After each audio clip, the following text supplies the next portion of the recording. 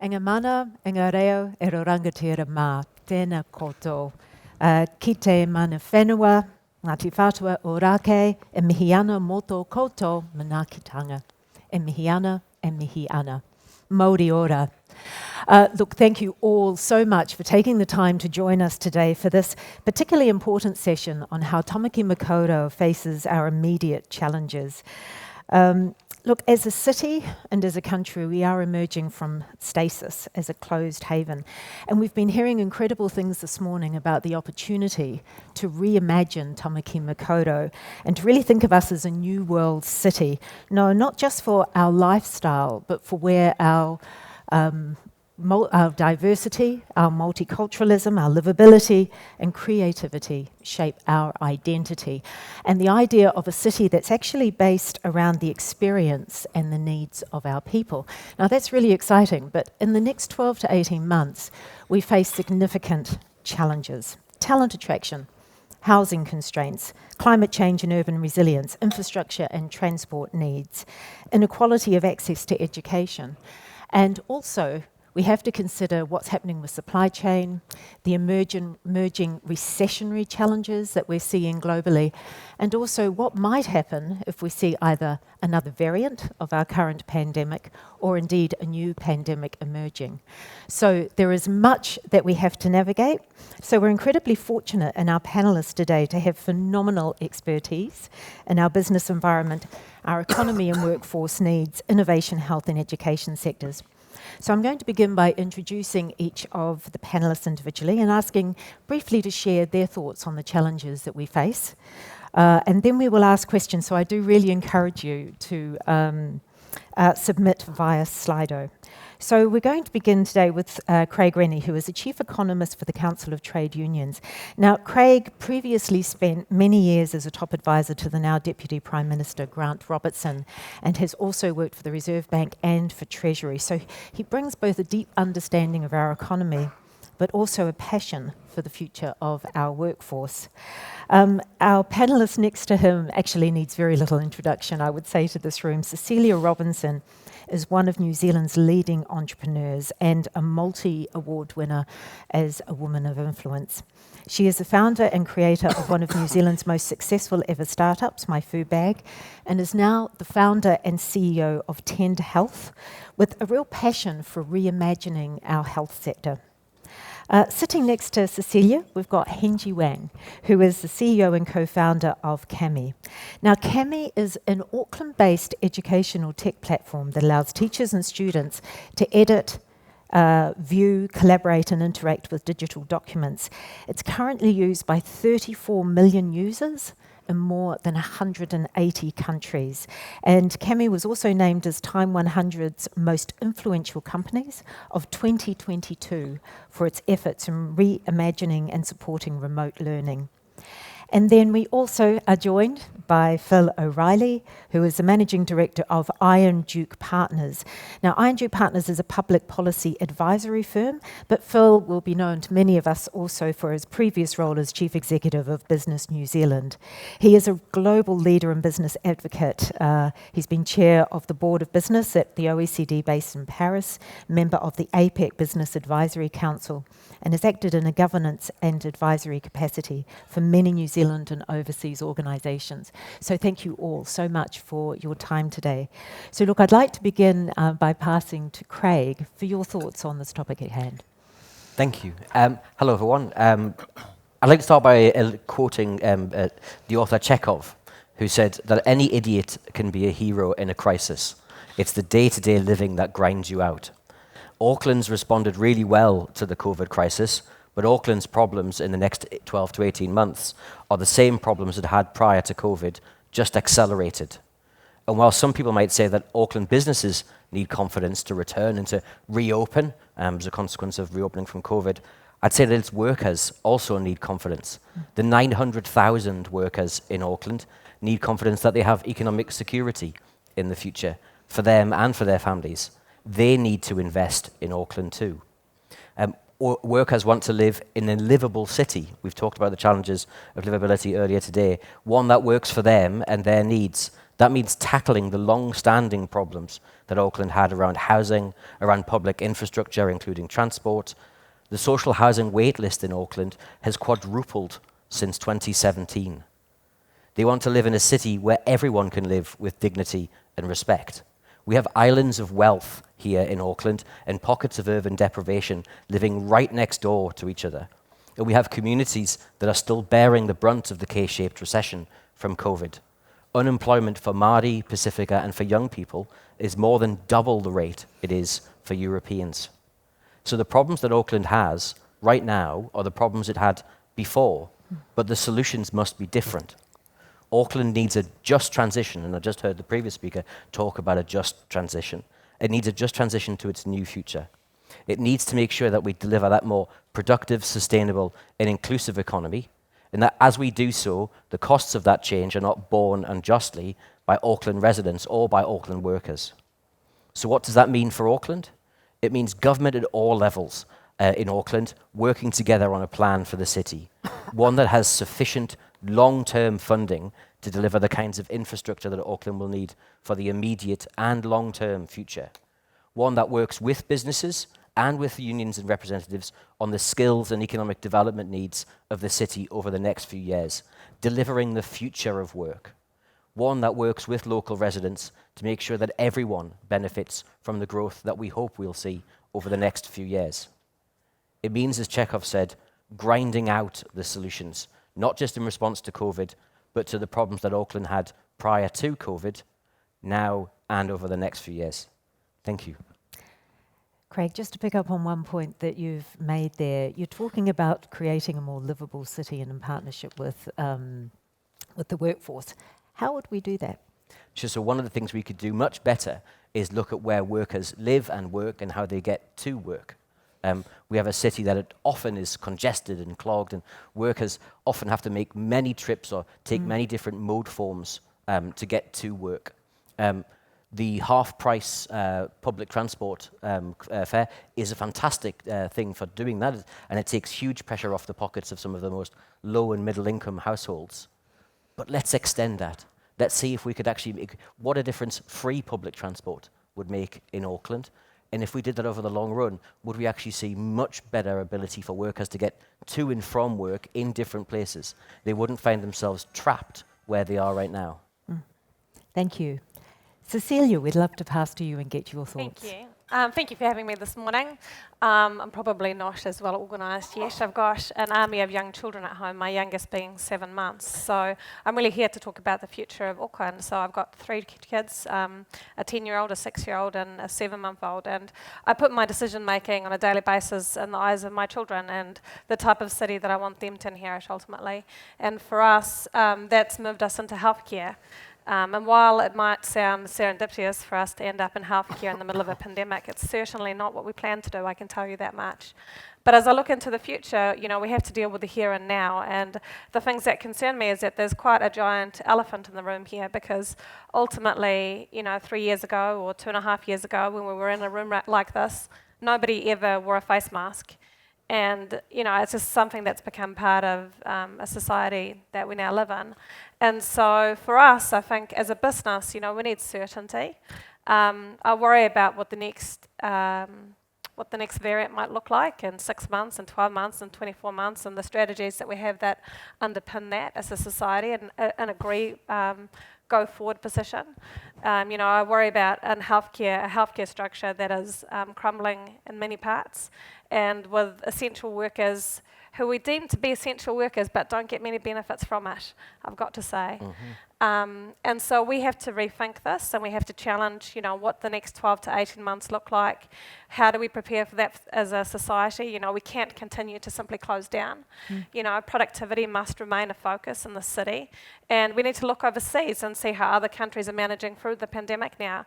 I'm originally from Sweden, and at the start of the pandemic, I wrote a piece for the Herald comparing Sweden's response at the time to New Zealand's response, and I really am thinking what an amazing job we were doing at that point. But now that I look at Sweden's response, they've reverted back to normal. Productivity is restarting, and at the brink of what I think is going to be one of most significant ever recessions, without a doubt, we need to really think about what it's going to look like, what this next 6, 12 months, 24 months is going to be.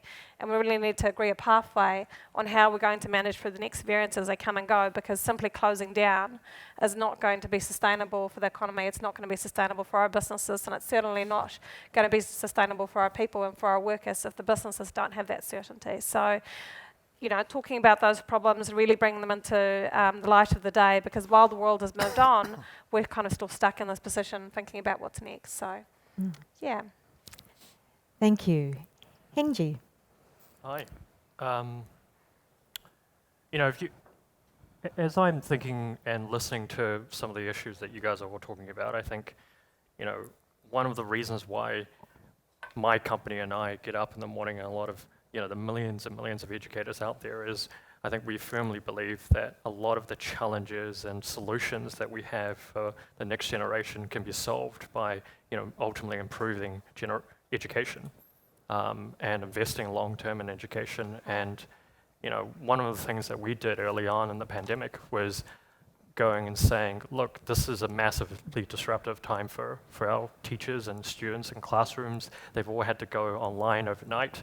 And the long-term thing to do, the right thing to do, is actually to make our app completely for free for our teachers in classrooms, and just give it away and see, you know, what they can do to reduce disruption as much as humanly possible.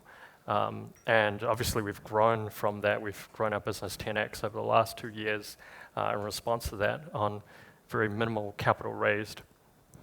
So we're very lucky in that respect. But, you know, as I look to scale a company from, say, 80 to over 200 people, and from the 30 or so million people that we have to over 100 million, we have to think about, I think there are a few things I would say. One is, I think we've proven that we can build a really incredible business out of a city like Auckland, out of a humble office in Parnell. I think we've shown the sort of talent that we have locally here that we can use to scale something so global. The second thing I would say is, you know, we have to remain agile, but committed and focused to the long term, particularly around, I think, the impending recession that we have. You know, the market's getting shocked over the last couple of weeks, and the investment that's starting to go on hold. So those would be my points. Hengjie, thank you. And we'll pass to Phil. Well, I've been asked to talk about the 12 to 18 month horizon. So some pretty practical and pretty urgent sort of thinking I think we need to do, and some actions we need to take. So I don't deny climate change and digital divide and inequality and all those sorts of things. If we think about those in the context of the next 12 to 18, what would we do? And you know, you start with some pretty challenging realities. I wrote some down.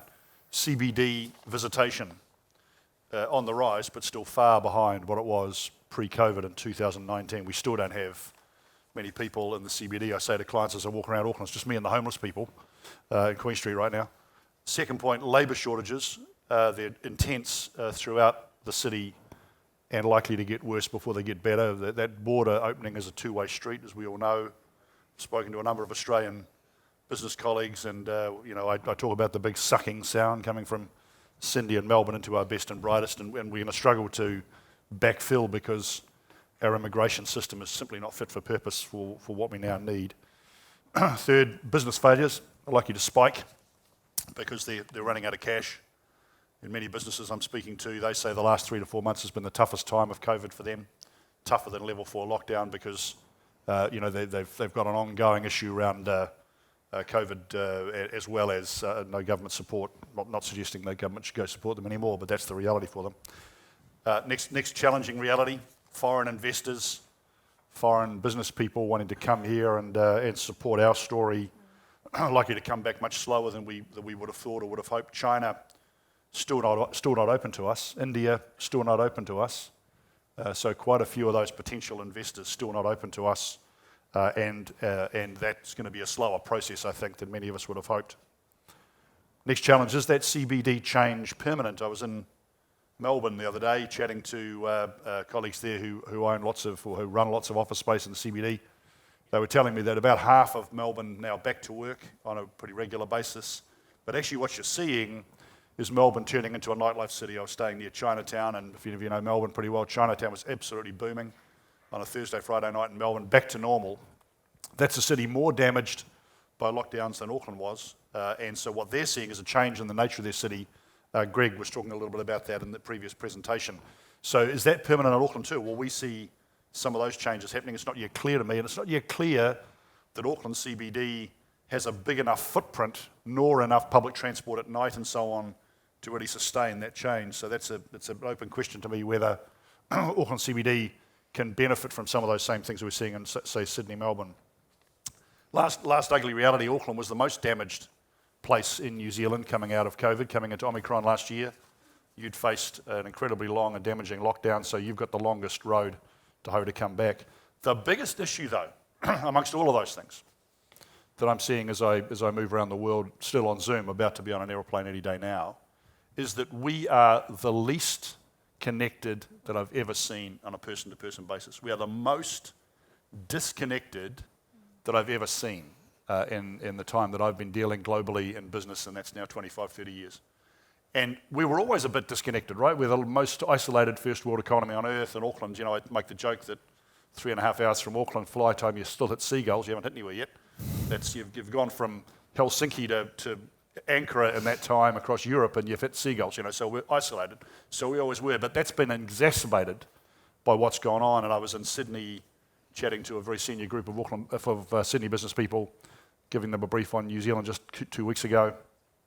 Second question they asked me was our view on China and the geopolitics around the Solomon Islands. And I said, well, not talking about that in New Zealand business right now. Sorry about that.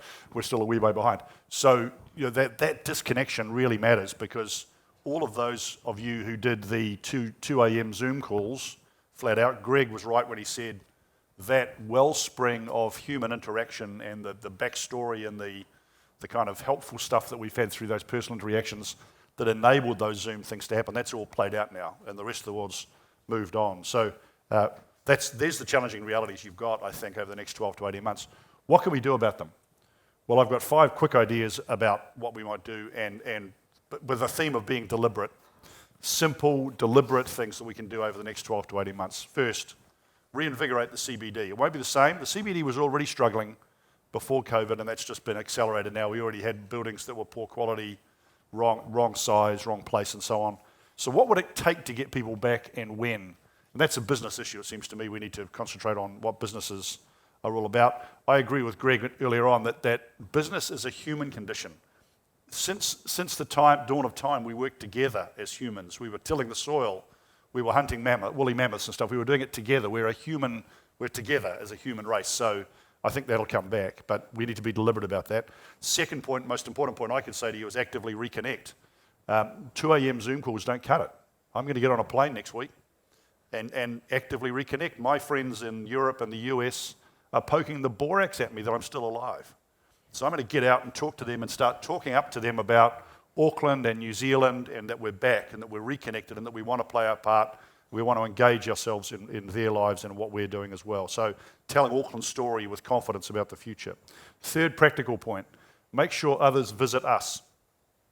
The rest of the world still feels like a long way away. It's still quite hard to get across the New Zealand border, hopefully a little easier over the next few months. But encourage your clients, encourage your business colleagues, encourage students, encourage friends to come back across our border and experience the best of New Zealand, not just the snow-covered hills and the theatre and all the rest, but also the business environment that you can see and the opportunities to invest with us. Fourth, this is a particularly Auckland Unlimited responsibility, we need to get Wellington to understand the Auckland reality. They often don't, and Wellington's also a bit disconnected as well right now. They haven't travelled much, so we need to really be active about Wellington. And then the fifth point I'd say, and this is really that point that Greg made earlier on, we need to work on our narrative for the future. We need to spend the next 6 to 12 months saying, what is it that we stand for in the future? But we can't all sort of sit in the cave and do that. We need to get out and connect. The best way to work out a narrative, I think, is to be connecting, to understand others' reality, and then work from that point. Thanks. Thank you. Can I just pick up on a point that both you and Cecilia made, Phil, which is the sense that we are actually, from having taken a leadership role in the world in our response to COVID, we are now behind the rest of the world. What are the settings that you feel need to shift in order for us to be able to move forward faster? And what's the certainty that you're looking for? Well, I think we need to have a really clear plan of what happens next. I think we're kidding ourselves as we don't think that we're not going to have other variants or other pandemics in the next 5 to 10 years, and it's just going to be about how we deal with that. And that should just form part of a strategic plan that everyone's well aware of, so that businesses have certainty. And I don't believe that we can perpetually close down society and keep going with lockdowns, which leads to massive mental health issues. We see that in our primary healthcare business. We have to be able to have a plan to integrate back into the world while still understanding what it looks like should we end up in a worst case of where we currently are. And so that's really what needs to be well understood. And I don't think that we understand, and I think a lot of businesses are speculating, and it's quite hard to make any clear decisions in the current business environment when it is uncertain. And so we need clarity, we need decision making, we need a deep understanding of what that looks like so that we can proceed. I've spoken to many, in particular in the trades, with the builders, and that are looking at what it looks like for them if their staff members have to isolate for 7 days, but they're not symptomatic, they're not sick. This is not sustainable for many of these businesses, and in Tend, we are seeing high reinfection rates. We're seeing patients coming back within 28 days and they still have COVID, and so they have another reinfection, and so that's not going to be sustainable. We can't just perpetually keep going. Stay home for 7 days, stay home for 7. It's not going to work long term. But at the same time, we need to acknowledge that ultimately, if we do have worse versions of the of COVID that come back, how are we going to manage that as a society? How are we going to deal with that without putting businesses on their knees at the same time? Yeah, there was the fact that we were heroes internationally. We should just be a little bit cautious about that. I mean, we were, but oftentimes when the journalists around the world were writing about New Zealand, they were doing what journalists overseas often do. They were actually writing a domestic story. They were saying, isn't New Zealand brilliant compared to that idiot Trump? Isn't New Zealand brilliant other than that oaf Johnson? Get the idea? In other words, they were writing stories for a domestic audience about New Zealand, and often those stories were when I read them, they were a bit cartoon. They were sort of overemphasising certain things or making out that everything was really rosy, when in fact we were going through some quite tough times. And that's still the case today. When I talk to people about New Zealand, they're still back at Delta. They're still back at what we were doing 2 years ago. And that's my point. We need to re-engage them in the great possibilities now to say, actually, hey, we're through this. We had some really wonderful things happen. We had really low mortality due to the early stages of COVID. That's brilliant.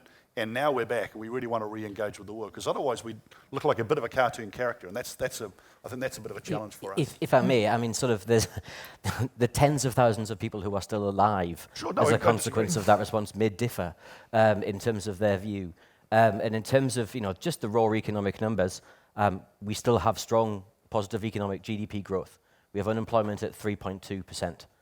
So the best public health response was the best economic response at the time. I agree, it does need to move on, and we do need to have a plan, and we certainly need to have a plan for how we deal with future variants and how we deal with that uncertainty in the future. But I wouldn't want to underplay what New Zealand did at that point in time, because we were world leading and we did respond really well. I think the benefit now is that we understand I don't think any country was didn't have a good plan at the time when Delta hit what COVID would look like, but we do understand that now. And I think you're looking at a place like Sweden that had something like 13,000 people. It's got double the population of New Zealand, double the landmass. They had about 13,000 people, or 14.5 that died from Delta, but very few that died as a subsequent of Omicron, right?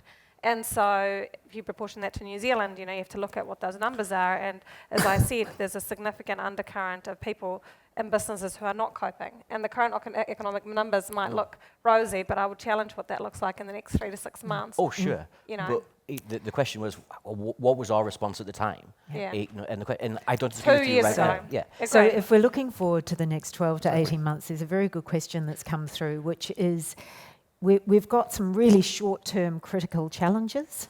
We've got systemic challenges that we need to start to address now.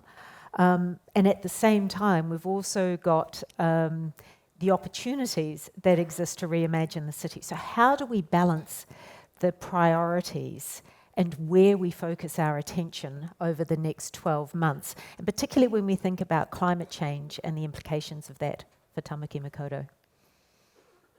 And I'm opening this up to the whole panel. Well, I'm not going to go on climate change, but what I am going to say is I would like New Zealanders to become the healthiest people in the world. We've got a small population in New Zealand, and we should become, at every level, we should be looking at how immigration can support us to bring people to New Zealand, to this beautiful country of ours, because if we've got a healthy population and a productive workforce, then we can impact things like climate change and actually drive key initiatives forward. But if we don't have that, 6 months ago we were talking about ICU beds, and I know that we've dropped the conversation around that, but it doesn't mean that it's any less relevant, So in my view, New Zealanders need to look first at our healthcare system and see what we can do to improve and progress that system so that we're operating on a global stage so that we can attract talent from other countries. Because currently New Zealand looks behind.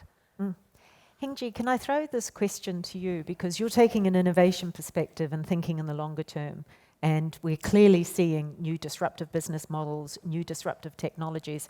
How should we be thinking about and balancing the priorities? Yeah, I mean, with respect to climate change, I think ultimately we have to think about what sort of businesses do we want to be building long term, and how are those businesses impacting our climate. And if you look at something like CAMI, we've had a public-private partnership with schools around the world, and we massively transformed their paper budgets by way of digitizing their classrooms. We saved billions and billions of pages of paper from being printed over the last couple of years, and that translates to a meaningful impact on climate change. Totally. But, and I think what you're going to be looking for is more of those public-private partnerships where you can have companies that can remain agile over really challenging periods over the next 12 to 24 months, while also having governments being able to invest into the long term. You mentioned the word public-private partnerships, and this has been a theme that's come through this morning, which is, with the challenges that we face, no one party holds a solution. How do we move towards a more collaborative model of public-private partnership in this city and also in this country? So I'd happily point to the work that's being done currently in government, but has been done, really well overseas. I'd point to Denmark as the example of this, where they've taken tripartite approaches to growth, and they've said, what does good look like for us, and how do we get there, and how does each of the component parts play their role, be it business, be it government, be it in unions or civil society actors, and also how do we do that for the long term? We never lose sight of delivering for the long term, and whatever we're doing right now always has to deliver to that long term. So I'd look at those examples. I'd look at the work that's being done in Singapore for industry transformation plans. Again, setting out what kind of economy do we want to be. Because if you took nothing else away from this, I'd really ask you to take away, I wouldn't want us to have spent $74 billion to go back to where we were. Because where we were before wasn't great for a lot of people. And so we've spent a huge amount of money, and we need to deliver something better as a consequence of this. So I look at, don't expect Wellington to help, would be my point. And at the end of the day, if you want to do participative democracy, if you want to think about new ways of working together, I think Auckland's got to do that themselves. And the COI 2 work around participative democracy we heard about this morning, I think there's some really good opportunities there. And you look at the particularity and the promise of Auckland, largest Pacific city in the world, massive Maori population that you can see that has lots of challenges associated with it. It's a massive opportunity for us. You've got agglomeration effects if only we could pull them out. So there's a huge amount of opportunities in Auckland. So if you want to do something different in Auckland, I've always said, do something different in Auckland. Don't go to Wellington to say, hey, listen, can you help us do something different? No, do something different and then go to Wellington and say, hey, now you want to help us be even more different? You want to help us be even more unique? And so I think it's in our hands to take the future forward and do that in a way that suits Auckland in the particular unique capacity that Auckland has. Yeah, I totally agree with that. I mean, at 10, that's what we're doing. We're taking a primary healthcare, we're bringing that and really putting that at the centre of how we deliver healthcare to New Zealanders. And so when you're looking at something that's as ingrained as primary healthcare in society and you go, the private sector can really help drive that forward, for smarter technology, for actually enabling people to work in better places, in different places, and that's really the position that private businesses can take to support the public side as well, There's another question here is how do we ensure political leaders making significant decisions affecting our economy and livelihoods actually listen and accept help from our business leaders? So you've put out a provocation there, Phil, that we need to lead this. How do we manage that challenge and contestability that often emerges? I've always been worried about the idea that kind of business turns up to Wellington as a supplicant. Oh, can you give us a hand, please? We need money, you know, blah, blah. I've always thought the best idea is for business to be just clear about what it is we're doing. And those 5 challenges that I just talked about, at least 4 of them need to be led by business. I mean, it's great the Prime Minister's out to Singapore and the US. That's fantastic. Actually, it needs to be hundreds of people out to Singapore and the US, right? And then we need to come back to government to say, and it's often when you say government, what do you mean by that, by the way? To say, here's what we're doing, here's how you could help us accelerate that. By doing what government and only government can do, good infrastructure, you know, make sure ease of doing business and the usual sorts of things that businesses would want. So this idea that somehow we all sit in a room somewhere in Wellington and work out the way forward is rubbish and always has been. Just like I can tell you because I sat in those rooms. You know, so it didn't actually work all that well. So I think it's in our hands as the business community in particular to say, here is our confident view of the future. Here's what we're trying to do. Here's government what you can do to help us. And that's not just Wellington government, Lambton Quay government. It's also, you know, Albert Street government here in Auckland. So I think that's the point we should take, rather than obsessing about whether or not we've got a deal with government. We won't. What's your response? I'm pleased government exists to deliver businesses' aims. In terms of, you know, what I think we need to be doing is we need to be, where businesses is out working and delivering, it certainly needs to be doing that in line with what the elected government's ambition and policy agenda is. So how can they work together to deliver on the emissions reductions plan that was announced on Monday, and deliver that in ways where actually both public and private partners are working together to catalyse the change we all need?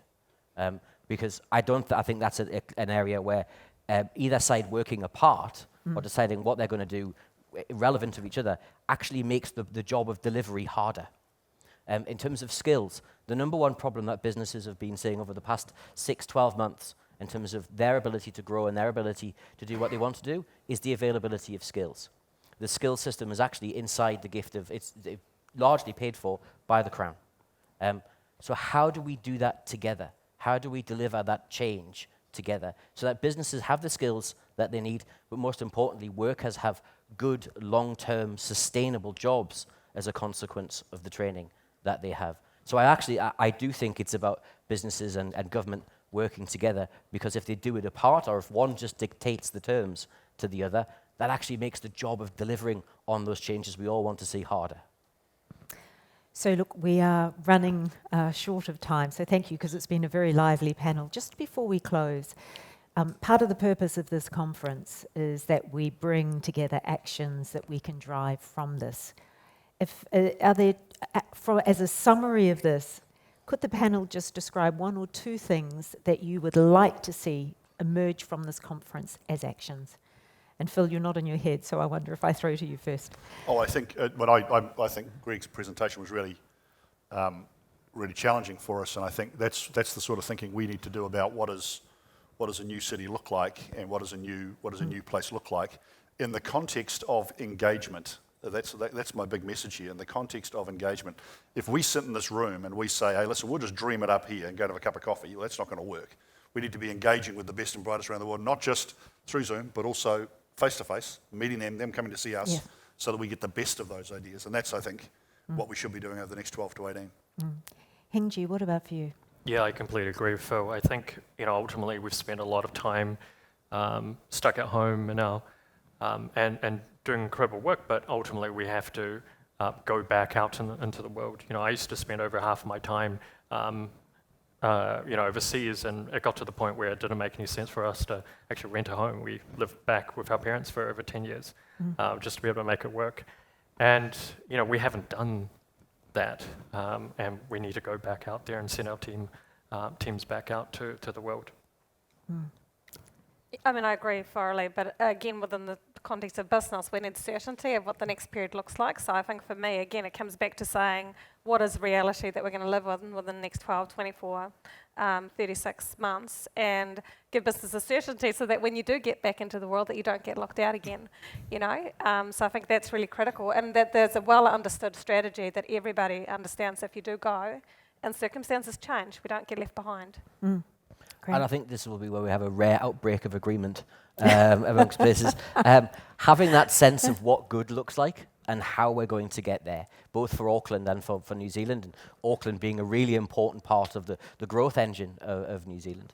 But then a pipeline of what are the investments and what are the things that are going to take us to there, so that everyone can have that certainty about not only are we going to see investments now, but also over the next 3, 5, 10 years, so that people can co-invest and they can get alongside that change so that we can actually make the change happen faster.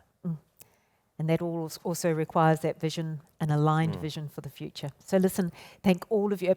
This has been a very lively discussion. We've ranged from the real challenges to the positive, but we really appreciate your time and all of your thoughts.